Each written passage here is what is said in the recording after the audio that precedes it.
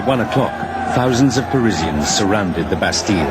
Inside, the 114 soldiers stood nervously by their guns. The crowd surged forward as far as the first gatehouse.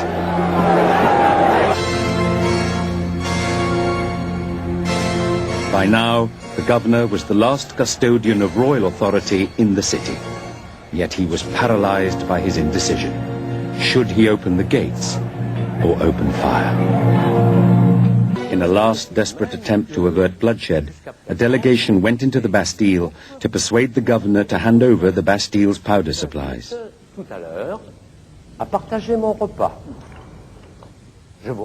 Delaunay took his time answering. He assured the delegates that he would do nothing to harm the people. He swore that his own men would not open fire unless they were attacked first. But he refused to give up 1 grain of gunpowder. Afin que ces actes scandaleux s'arrêtent.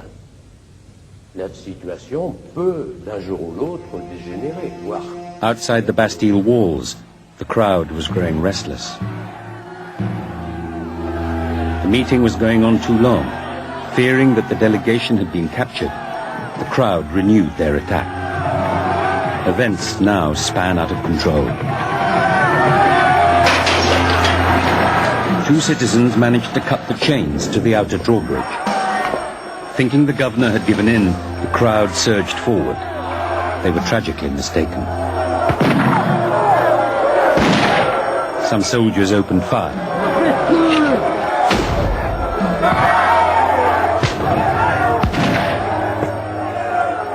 Humbert the watchmaker recalled, "It was horrible. 1 poor man was killed outright and another injured, but no one seemed to notice. No one knew who fired first, but we all quickly ran for cover." Some never made it to safety. Within moments, the courtyard in front of the royal prison was strewn with the blood of commoners. From that instant, everything changed. The crowd had come for gunpowder. Now they were out for blood. Against the stout walls and cannons of the Bastille, muskets were useless. Then, about 3:30 in the afternoon, 300 armed citizens arrived to help storm the Bastille, along with 62 deserters from the king's army, towing a weapon to even the odds.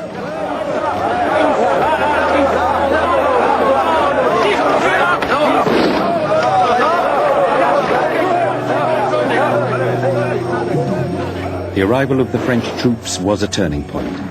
The rabble became an army, and the melee became a siege. In the inner courtyard of the Bastille, the deserters leveled the guns at the second drawbridge, the last remaining barrier to victory. Delaunay had no training as a military commander, and was hopelessly ill-equipped to deal with the angry crowd. The crowd had suffered heavy casualties, but the arrival of the cannon now gave them the opportunity to strike back.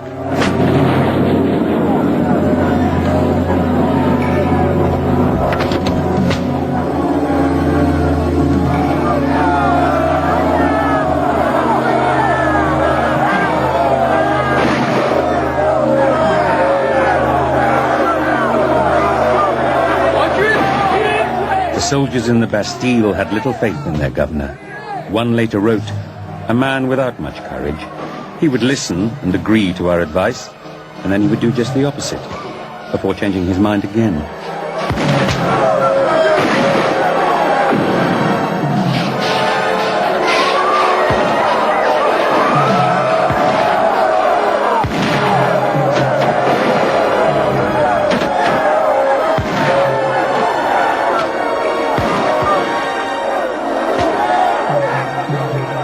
As the afternoon wore on, the assailants wanted more than ever the destruction of the prison and its arrogant governor.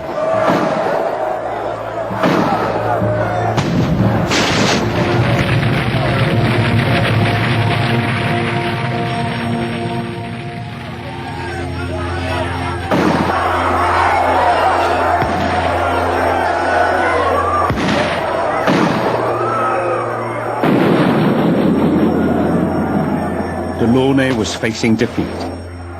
He knew once the second gate was breached, his tiny garrison would be overwhelmed. vas-y. Go.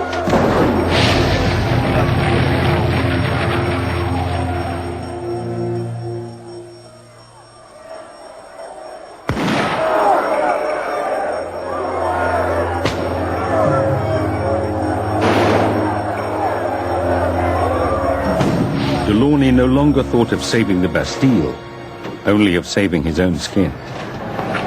He knew that his troops would not hold out much longer.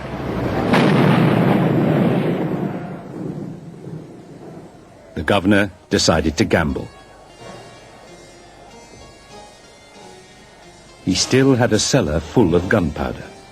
He would tell the crowd if he had to die, he would take his attackers with him. He composed an ultimatum for the mob outside. He wrote, "We have 20,000 pounds of powder. We shall blow up the garrison and the entire neighborhood unless you accept our capitulation." From the Bastille at 5 in the evening, July the 14th, 1789, Launay. When his officers learned of his threat, they begged him to reconsider. Delaunay ignored them. The governor had his men signal for a truce.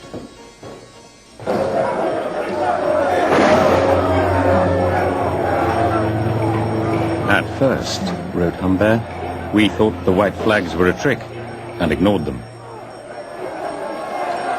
But when Delaunay himself appeared, the crowd met him at the locked gates.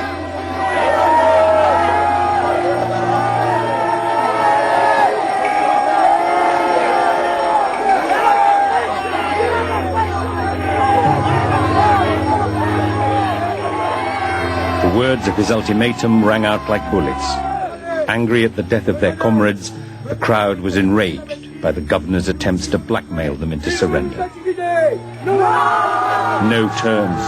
Down with the drawbridge. No terms.